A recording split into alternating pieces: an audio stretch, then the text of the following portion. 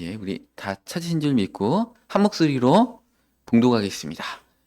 그러나 예언하는 자는 사람에게 말하여 덕을 세우며 권면하며 위로하는 것이요.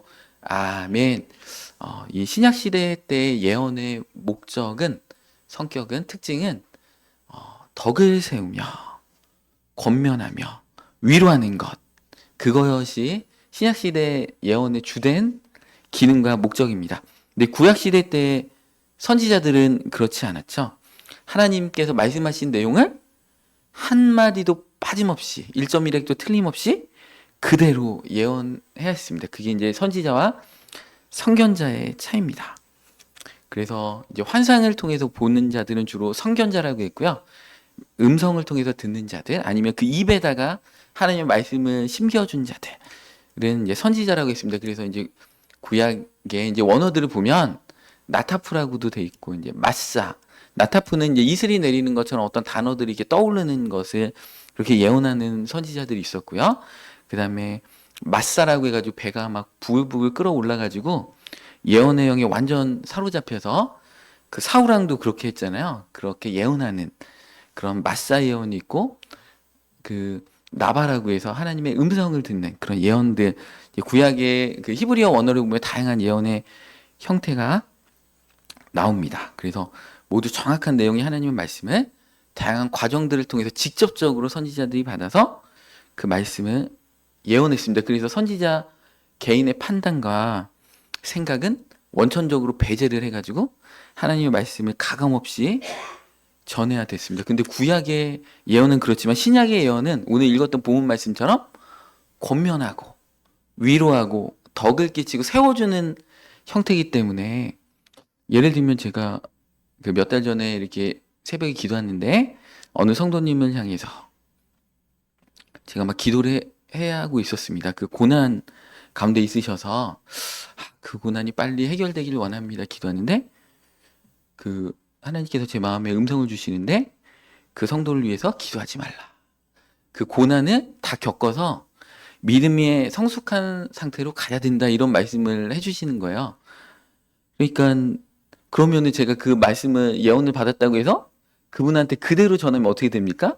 자존심도 상하고, 그죠? 안 받아들일 수도 있고 그런 거잖아요. 때로는 제가 어느 집회에 가서 막 안수 기도를 해드리는데 어느 성도님은 제가 안수하는 순간에 그 병이 날 것 같은 막 감동이 왔어요. 근데 안수 기도를 해주고 싶어요. 너무 아파 보이시고. 근데 성령님께서 안수하지 말라. 그 질병을 통해서 하나님을 깊이 있게 만나가야 된다. 그런데 제가 그거를 바로 예언하면 그분이 그걸 믿겠습니까? 처음 보는 목사가 그런 얘기 한다고 해서, 그러니까 받아들이는 분들의 영적인 상태라든지 그런 것들이 다 다르기 때문에, 만약에 어떤 분을 향해서 제가 회개하라, 그 음성이 딱 들렸다고 해도 그거를 100% 그대로 얘기하는 게 아닙니다. 신약시대의 예언은 그거를 그분 상황에 맞게끔 하나님께서 우리 성도님을 더 하나님과 더 가까이 가길 원하십니다. 그게 하나님 기뻐하십니다. 이렇게 말을 순화해서 이렇게 해야지, 구약의 예언과 신약의 예언은 목적과 특징이 달라졌는데 그거를 그냥 그대로 가감없이 전하면 큰일 납니다. 그러면 막 다 초토화되고 상처받게 되는 것입니다. 그래서, 그런데 이 신약 시대 때의 예언도 이 구약 시대의 예언과 이제 혼동을 하기 때문에 뭔가 이게 즉흥적인 예언을 받아가지고 그거를 전해주는 사람의 예언은 되게 신령하고 영적이다. 그래서 이제 그분들을 추종하면서 그분들의 많은 신뢰하고 일반 목사님들이 하나님의 감동을 받아서 설교로 풀어내는 그런 말씀들. 사실은 보혜사 성령님을 통해서 하는 거잖아요. 성령님의 여러 사역들은 은사를 통한 어떤 하나님의 불과 같이, 바람과 같이 마가다락방에 임하셨던 그 성령님의 역사도 있지만, 근데 더 중요한 역사가 뭐예요? 보혜사 성령님께서 우리의 마음 가운데 말씀으로 인도하시는 그 성령님의 사역이 더 중요합니다. 엘리야가 하늘에서 불을 내렸잖아요. 그래가지고 그 850명의 거짓 선지자들을 다 죽여버리고 막 그랬는데, 그런데도 불구하고 그 이스라엘 나라가 회개하지 않고 오히려 이세벨이 막 죽이려고 하니까 낙심해가지고 하나님의 산 호렙에 갔는데 어땠습니까? 거기에 막 하나님께서 막 지진을 일으키시면서 폭풍을 일으키시는데 거기 하나님이 계시지 않고, 그죠? 근데 세미한 음성 가운데 하나님이 거기 계셨더라. 그게 엘리야의 사역이잖아요. 그러니까 우리 가운데 막 어떤 지금 이 시대도 막 기도하면 막 병이 낫고 막, 그죠? 뭐 방언 통역을 하고 막 예언의 역사 일어나는데 거기에도 물론 하나님이 계시는데 진짜 하나님의 마음과 하나님은 어디 계시냐? 하나님의 말씀을 우리가 읽으면서 그 말씀을 통해서 우리가 주님을 닮아가고 하나님의 뜻대로 순종하는 삶을 살아가는 그곳에 하나님의 진정한 관심과 목적이 있다라는 것입니다. 근데 뭔가 사람들은 뭐 신비한 게 좋죠. 그래가지고 막 뭔가 즉흥적으로 예언하고 미래를 맞추고 그런 것들을 좋아하는데 사실은 그런 예언은 여러분들 예언의 은사 받은 예언 사역자 가운데 가장 초보적인 예언이라는 것입니다, 여러분. 초보적인 예언자예요. 그런 분들이 깊이가 없어요. 신학적인 깊이도 없고 성경 말씀을 깊이 있게 깨닫지도 못했고 인생을 살아가는 식견과 지혜가 깊거나 넓지 못해요. 그러니까 그분들은 예언을 어떻게 할 수밖에 없냐면 성경도 잘 모르기 때문에 하나님이 들려주시는 말씀을 딱 들을 때만 그때만 일시적으로 잠깐 예언을 할 수가 있어요. 그러니까 그 상태를 유지하기 위해서 이분들은 은둔의 생활을 하고 뭔가 고립된 생활을 하면서 기도를 막 하루에 몇 시간씩 하면서 사회에서는 완전 고립되고 뭔가 신령하고 거룩함을 막 산신령과 같이 막 지켜야 되는 거예요. 왜냐하면 그런 상황에서 그런 어떤 영적인 어떤 상태를 만들어 가지고 뭔가 들려줘야만 조언을 할 수가 있고 말씀도 잘 모르기 때문에. 그렇지만 여러분들 신약 시대를 사는 우리는 보혜사 성령님이 우리 가운데 내주하고 계세요. 그래서 우리는 기도할 때, 예배할 때, 찬송을 드릴 때, 성경 말씀 읽을 때 어떤 생각을 주시고 감동을 주시고 내가 봉사해야 되겠다. 우리 주변에 어려운 이웃들 개척교를 위해 섬겨야 되겠다. 그죠? 봉사의 자리로 나가야 되겠다.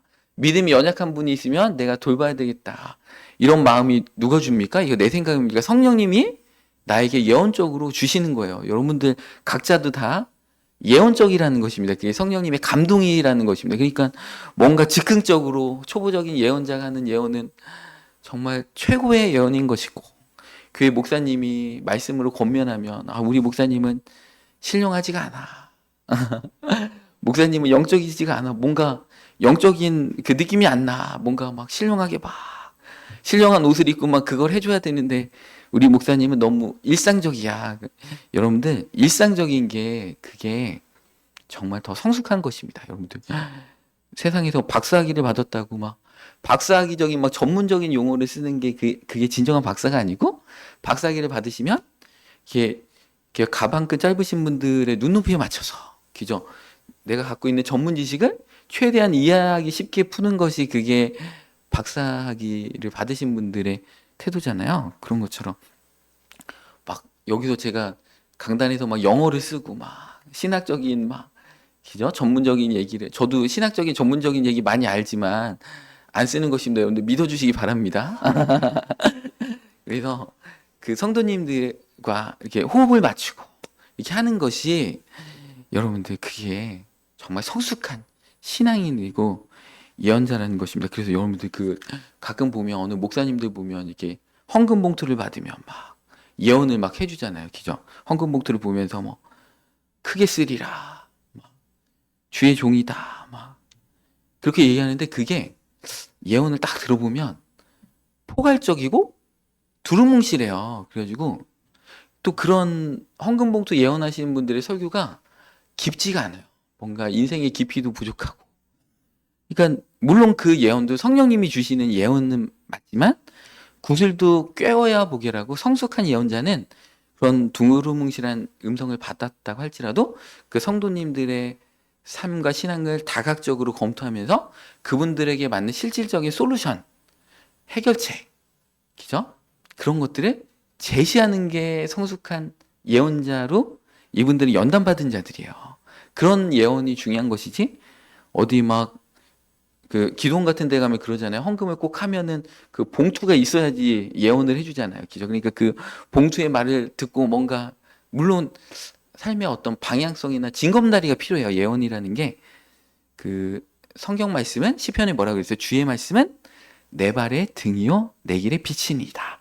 성경 말씀은 우리의 가까운 것도 비춰주고 먼 것도 샥 비춰주면서 우리의 삶을 인도해 주세요. 근데 예언은 징검다리처럼 때로는 이거 건너가야 돼 말아야 돼 그러니까 그런 헌금 봉투를 기도원에 내 가지고 그런 예언도 잠깐 들을 필요는 있어요. 그러면 주님께서 누구누구 집사님을 사랑하십니다. 이런 헌금 봉투 예언을 들으면 막 갑자기 위로가 되고 잠깐 도움될 수도 있는데 우리의 신앙이 거기에 머물러 있고 그게 전부라고 하면 우리의 신앙도 미숙한 신앙에서 그냥 그대로 머물러 있습니다. 근데 하나님은 예수 그리스도의 완전하고 장성한 분량까지 들어가기를 원하신다는 것입니다. 그래서 그런 포괄적인 예언에 막 주의 종이다. 주의 종으로 쓰리라 그러면 주의 종으로 쓴다고 하면 다 목사 되는 건 아니잖아요. 그죠? 우리가 직업의 현장에서 있어도 다 주님의 종이잖아요. 그런 포괄적인 예언을 듣고 그거를 구체적으로 우리 삶으로 담아내는 것이 또 그걸 해석하는 것이 성숙한 신앙인으로 가는 단계입니다. 그래서 그 성숙한 예언, 그러니까 성결의 능력, 그 다음에 성경 해석 능력, 그 다음에 경건함, 우리의 삶을 세상의 소금과 빛으로 살아가는 그런 삶의 태도가 중요합니다. 우리가 살아가는 현실 세계 가운데도 어떤 정책을 결정할 때 정결제도라는 게 있어요. 회사에서 사장이 다 결정하지 않아요. 근데 어떤 팀장이나 과장이나 대리나 자기가 맡은 그 권한과 범위 내에서 그것을 결정해야 됩니다. 모든 것을 하나님의 음성을 받아서 결정하는 게 아니라는 것이죠. 하나님께 다 모든 삶의 모든 문제를 짜장면을 먹을까요? 짬뽕을 먹을까요? 그런 거를 물어보지 마시기 바랍니다. 물론 때론 물어볼 필요도 있지만 하나님은 우리가 먹고 싶은 거 먹기를 원하시는 거지. 나는 짜장면이 먹고 싶은데 짬뽕을 먹어라. 근데 우리가 불순종하게 되잖아요. 그럼 난 짜장 먹을 거야. 그죠? 하나님의 참된 음성이 뭐예요? 하나님께서는 우리가 먹고 싶은 거 먹어라. 그리고 우리 몸에 좋은 거 먹어라. 당뇨가 있으면 면을 멀리하고 현미를 먹어라. 이게 하나님의 뜻이잖아요. 꼭 여쭤보지 않아도 우리 삶의 지식과 식견과 지혜를 가지고 우리가 결정할 수가 있습니다. 교회를 결정할 때 모든 것을 다 주님의 음성을 막 들을 때까지 몇 박 며칠 제가 막 듣고서 결정하면 교회의 일은 하나도 진행이 안 되죠. 하나님께서 저에게 주신 지혜와 말씀의 깨달음을 가지고 결정할 수가 있습니다. 교회의 어떤 부장님들, 셀장님들이 모든 결정을 할 때 주님의 음성을 듣고 한다면 진행이 하나도 안 되죠. 성령님이 우리 가운데 감동을 주시고 우리를 세워주셨다는 것은 뭐냐면 정결제도처럼 과장으로서 팀장으로서 그 일들을 우리의 경건함과 우리의 지혜로 우리에게 주신 감동, 우리의 생각이요 여러분들, 우리의 감동이 하나님이 주신 것들입니다. 여러분들. 물론 마귀가 준 것도 가끔 섞여 있지만 대부분은 하나님이 주신 거예요. 그래서 여러분들이 결정하고 교회 일들이 그냥 추진하시면 그게 하나님의 뜻이라고 믿으시기 바랍니다.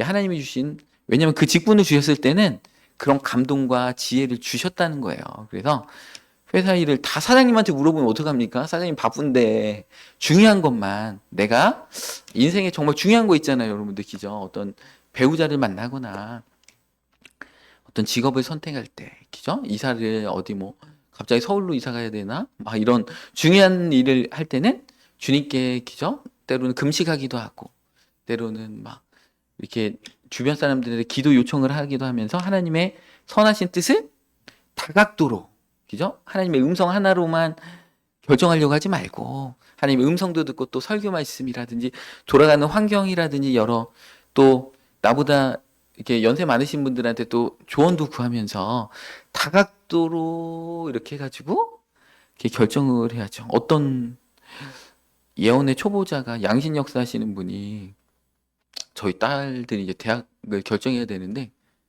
대학 가지 말고 멕시코로 가십시오. 멕시코로 누구누구 선교사님한테 1년 동안 배우고 오십시오. 그런 거예요. 그리고 주택 예언이 되게 정확해요. 막 이분은 얼마나 쪽집게냐면 막 누구누구 보험 들은 것도 다 알아요. 아, 보험을 너무 많이 드셨네요. 이거를 알아요. 이렇게 어느 청년인데 얼마나 쪽집게인지 제가 깜짝깜짝 놀라게 막 보험 많이 든 것까지 다 아는데 지나고 나니까 이분의 어떤 조언이 조언대로 했으면 큰일 날 만한 게 엄청 많아요. 이 사람의 조언대로 우리 딸내미들을 멕시코로 1, 2년 보냈으면 지나고 나니까 그 선교사님 얼마나 부패하고 타락했는지 와, 거기 가지고 완전 진짜 우리 아이들 정말 인생을 낭비했겠다. 그러니까 여러분들 쪽집게 예언을 한다고 해서 그 사람이요 어떤 정보는 쪽집게적으로 알 수는 있을지언정 신앙의 깊이라든지 하나님의 참된 마음을 깨닫는 부분이라든지 이런 것들이 검증됐다라고 그게 전혀 보장되어 있는 게 아닙니다. 그러니까 여러분들 아무리 쪽집기 같은 예언자가 있어도 여러분들이 기도하시고 여러분들의 인생을 여러분이 책임지고 이렇게 개척해 가는 것이지 그 사람이 책임져 줍니까? 우리 딸내미들 멕시코 그 쪽집게 예언자의 말대로 멕시코 보내가지고 막 인생 망치면 그 사람이 우리 딸내미들 인생 책임져 주니까 부모가 더 잘 알죠. 부모가 어릴 때부터 이 아이가 커가는 걸 잘 봐왔잖아요. 그러니까 신앙 안에서 기도하면서 봤기 때문에 이 아이가 어떤 게 더 이 아이한테 유익하고 이 아이의 신앙을 위해서 무엇이 더 유익한지를 더 부모가 잘하는 것이지 여러분들 그 점쟁이들이 동쪽으로 가서 귀인을 만날 것입니다. 두루뭉실하게 예언한다고 해서 여러분들 그럼 동쪽으로만 갈 겁니까? 동쪽으로 동해안 강원도 가서 살아야 되겠네? 동쪽에 귀인이 나오니까 그런 식으로 우리의 인생을 여러분들 성경을 왜 주셨고 성령님 보혜사 성령님이 우리 마음 가운데 왜 계시고 우리 가운데 내주하시면서 우리의 삶을 이끌어 가시는데 동쪽에 가서 귀인을 만나기 위해서 강원도로 이사 간다거나 그런 어리석은 선택을 하지 마시기 바랍니다. 또 성숙한 예언은 영적이지만 이 상담학이나 심리학과도 다릅니다.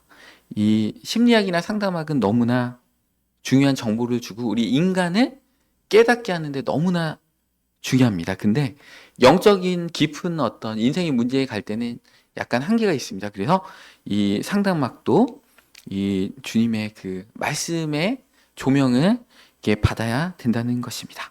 성숙한 예언자는 그 즉흥적인 예언의 단계를 거치고 그 하나님의 음성 듣기에도 익숙하지만 그 음성에만 의존하지 않고 하나님이 주신 그 인생의 지혜와 식별력과 성경 말씀을 통해서 자기가 정결 제도를 활용해서 이렇게 정결하게 이렇게 되는 것입니다. 그래서 우리가 하는 말이 영적이어야 됩니다. 요한복음 6장 63절에도 살리는 것은 영이니 육은 무익하니라. 내가 너에게 이른 말이 영이요 생명이라. 우리가 하는 말이 영이요 생명적인 말이 나오면 됩니다. 여러분들 예배 생활하고 기도 생활하면 우리가 하는 말이 영이요 생명이 되는 것입니다. 그래서 이 성경 말씀을 내 것으로 삼고 정말 인생의 참된 예언이 무엇인지 분별하는 영을 다 믿지 말라. 그 영이 하나님께 속하였나? 분별하라. 이렇게 성경에서 말씀하고 계시잖아요. 그리고 고린도전서 14장에 보면 어떻게 됩니까? 예언을 할 때 고린도전서는 막 은사자들이 많아가지고 예언할 때 차례대로 두세 사람이 하는데 다른 사람한테 예언이 임하면 먼저 하는 사람은 예언을 절제해라. 하나님은 무질서의 하나님이 아니고 화평의 하나님이다. 여러분들 막 기도원 가면 막 은혜 받았다고 막 목사님이 막 설교하시는데 막 방방 뛰고 막 이런 경우들 있잖아요. 하나님은 질서의 하나님이십니다. 여러분들 갑자기 여기 설교를 듣다가 너무 감동이 돼가지고 막 춤추고 싶은 감동이 있어도 절제해야 되겠죠. 왜냐하면 다른 분들 설교 듣는데 방해가 되잖아요. 하나님 무질서의 하나님이 아니시고 질서의 하나님이시다. 화평 가운데 우리를 부르셨다.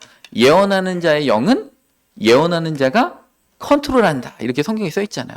내가 어떤 예언의 말씀이 임했어. 그래가지고 막 이 말씀을 전해야 돼. 그렇지만 질서의 하나님이 이신데 예언한 자의 영을 예언하는 자가 제어하라 이렇게 성경에 바울이 말씀하고 계십니다. 그래서 이 예언이라는 것은 구약시대의 예언은 미래 사건을 예측하고 하나님의 심판과 구원의 계획을 선포하는 데 초점이 맞춰져 있다면 신약시대의 예언은 성도들을 세우고 권면하고 위로해서 주님을 더 닮아가고 주님의 뜻대로 순종하게 하는 게 예언의 목적이 있다라는 것입니다.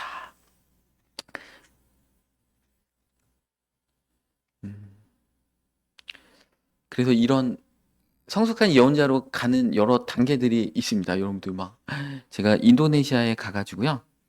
그 이게 마지막 날에 막 안수 기도를 해주는데 얼마나 성령님께서 강하게 역사하시는지 안수 기도를 막 했다면 막 10초만 돼도 막 사람들이 다 넘어지는 거예요. 그 임재한 기름 부음이 너무 강해가지고 그래가지고 막 너무 신나죠. 저는 막 그래가지고 막 안수 기도를 해드리고 있는데 앞에 있는 한 남자 대여섯 분들 쪽으로 갔는데 성령님께서 안수해주지 말라. 이 사람들은 목사다. 이런 말씀을 들려주시는 거야. 그래가지고 제가 그렇구나 하고서 절제해야 되겠죠. 막 내 감독은 막 안수하면 다 넘어져. 막 그래가지고 안수기도 하면 되겠습니까? 그래서 딱 진짜 이제 모든 부흥회를 마치고 이렇게 그 교회 담임 목사님께서 우리 목사님들 오늘 많이 방문해 주셨는데 우리 단체 사진 찍겠습니다. 해가지고 이렇게 목사님들이 다 나오신데 성령님께서 말씀하신 것처럼 그 앞에 안수하지 말라고 했던 대여섯 분들이 다 목사님이시더라고요. 그러니까 성숙한 예언자는 하나님께서 브레이크를 딱 거시면 멈춰 서는 것입니다. 여러분들, 근데 미숙한 예언자는 그거를 구약의 예언처럼 생각해가지고 가감없이 다 그냥 들리는 대로 다 얘기해서 다 초토화시켜 놓고 막 이렇게 하는 것입니다. 여러분들 어떤 말이라는 것은 그죠? 절제해야 되겠죠? 누구하고 얘기하고 싶은데 이 사람한테 이 말 꼭 해주고 싶어. 우리 이제 딸내미들 얘기를 자꾸 해서 죄송한데 이제 목회자는 예화를 들 게 별로 없기 때문에 가족이 많이 등장할 수밖에 없습니다. 우리 딸내미들의 프라이버시가 잘 못 지켜주는데 이제 우리 부부가 이제 조용히 막 이렇게 얘기하고 있으면 우리 딸내미가 이렇게 딱 귀가 엄청 밝아요. 막 거실에서 이렇게 몰래 딱 듣고 있다가 이제 어느 순간에 그게 뭐냐고 막 이렇게 물어봐요. 되게 궁금한 걸 막 못 견뎌해. 내가 얘기 안 할게. 근데 우리 딸내미들의 특징이 뭐냐면 그 얘기를 딱 듣는 순간에 막 딴 사람한테 얘기하고 싶어가지고 막 그걸 못 견뎌합니다, 여러분들. 성숙하다는 게 뭐예요? 하나님이 어떤 음성을 들려주셔도 우리 성도님들을 향한 어떤 정보를 저한테 주셔도 제가 그거를 몇 달씩 묵혀두는 거예요. 그분한테 말할 타이밍을 보고 이 말까지는 그리고 때로는 하지 않은 말도 있고 여러분들 그렇다고 제가 그렇게 막 신령한 사람 아니에요. 여러분들 봐도 아무것도 몰라요. 전 쪽집게도 아니고 아무것도 모르고 가끔 일시적으로 성령님께서 이분한테 정말 필요한 것들만 목회자로서 권면하고 해야 되기 때문에 가끔 보여주는 것이지. 여러분들 예언자라고 해서 여러분들 그분들 앞에 가지고 뭐 위축될 필요가 없습니다. 그분들이 다는 게 아니에요. 우리하고 똑같고 어떤 면에서는 우리보다 덜 떨어지고 진짜 막 성경도 모르고 진짜 초보적인 수준에 머물러 있는 예언자들이 너무나 많아요. 그러니까 어떤 은사가 있다. 그러면 그분이 신령하다. 그렇게 볼 필요가 전혀 없습니다. 그 분야, 여러분도 어떤 분야에 막 기술자라고 해도 그 분야 말고는 몰라요. 다른 분야는 내가 더 전문가입니다. 여러분들 그런 프라이드와 자신감을 가지시기 바랍니다. 그리고 예언은 되게 상징적이고 비유적인 게 많아요. 그래가지고 어떤 음성이 들렸다고 해서 그게 상징적이고 비유적인데 그거를 문자 그대로 해석하면 오판할 수가 있습니다. 그래서 성경 말씀도 많이 알아야 되고 또 인생의 고난을 막 깊이 있게 겪으면서 삶에 정말 성숙함이 있어야지 그 예언을 제대로 풀어낼 수가 있습니다. 여러분들 목회자들이 왜 인생의 고난을 다 겪는지 아세요?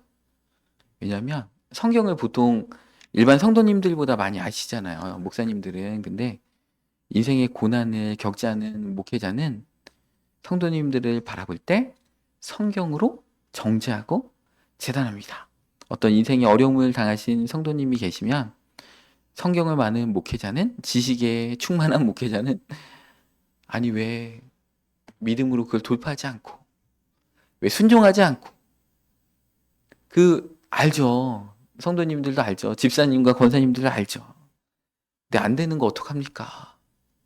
내가 마음에 낙심이 들고 이거를 이겨낼 수 정말 힘이 없는데 어떡합니까? 근데 목회자 가운데 성경 말씀도 많이 알지만 인생의 어려움을 겪었던 그런 목회자는 그분을 놓고 같이 울면서 기도해주는, 그죠? 그리고 성경을 그대로 가가지고 집사님 믿음으로 이거 이겨야지, 이거 얼마나 믿음 없으면 떨어지는 얘기인 줄 아시냐고 이렇게 쏘아붙이는 자가 아니고 사랑으로, 그죠? 덮어주면서, 그죠? 아, 집사님 마음 안다고, 그죠? 성경을 막 그대로 다 얘기합니까? 성경의 원리를 다 얘기하는 게 아니고 그분의 상황에 맞게 단계적으로, 정말 일어날 힘도 없는 사람한테 가가지고 같이 손잡아주고 위로해주는 게 그게 성경의 원리인 것이지, 그냥 성경을 다 신학적으로 막 풀어내면서 위기를 당할 때는 공식적으로 막 이렇게 얘기하는 게 그게 목사고 신학자는 아니지 않습니까? 그런 것처럼 그 어떤 인생이라는 것이 뭐 공식대로 되면 뭐 다 성공하고 다 돈 잘 벌고 그냥 다 막 치료 받고 막 우리 자녀들 다 서울대 가고 막 그렇잖아요. 근데 인생이라는 것은 그렇게 풀리는 것이 아닙니다. 여러 정황과 요소들을 고려하고 신중하게 결정을 이끌어내는 것입니다. 그래서 어떤 사람이 상담을 왔을 때 막 즉흥적인 예언을 하는 사람처럼 막 순간적으로 쪽집게처럼 뭔가를 딱 풀어주는 게 성숙한 자가 아니고, 성숙한 예언자는 바로 즉답을 피하고요. 아, 같이 기도합시다. 그리고 그 판단을 유보합니다. 그래서 이분한테 더 정확하고 성숙하고 정말 필요한 얘기를 해주는 거, 그게 목회자고 예언자인 것입니다. 여러분들 인생도 마찬가지예요. 인생을 풀 때 자녀들한테 얘기할 때 내가 다닐 때는 안 그랬는데 우리 때는 얼마나 막 어렵고 막 이래도 이 아이들이 정신력이 부족해가지고 우리 때는 어땠는지 알아 이러면은 우리 아이들이 입을 딱 닫고 그렇죠? 왜냐하면 또 아이들은 아이들 나름대로 이 복잡하고 이렇게 이런 상황 가운데 나름대로 고민이 있고 막 그런 거죠. 그럼 아이들의 입장에서 얘기해주고, 그죠? 그런 거죠. 그래서 교회 안에도 여러 전문가들이 있는 게 중요한 것 같습니다. 막 이 목사님들도 이게 연세 드신 목사님들이 제가 안타까운 게 뭐냐면 이분들이 막 설교하는 대로 막, 그리고 교회에서 어떤 집행하는 대로 교회가 막 착착착 돌아가잖아요. 그러니까 자기가 막 이 사회의 모든 분야를 다 자기가 제일 똑똑하게 아는 것처럼 착각하는 것 같아요. 사실은 질병에 대해서는 의사가 가장 잘 알고 교육에 대해서는 선생님들이 가장 잘 알고, 그러면 자기도 성도님들 상담하면서 그 전문가의 조언을 듣고 겸손하게 또 조언을 구하면서 교회를 결정할 때 다각도로 지혜롭게 결정해야 되는데 막 자기는 하나님의 주의 종이고 성령님의 감동을 받았고 내가 말하면 다 주의 종이기 때문에 다 옳고, 이런 거는 위험하다는 것입니다. 무식하면 용감하다. 무식한 것을 본인만 모르고 성도님들은 다 안다, 이렇게 되는 것입니다. 여러분들, 그래서 정말 성숙한 신앙의 민이 되어서 주님의 참된 은혜와 축복을 경험하시는 우리 성도님들 되실 이 시간 축복합니다.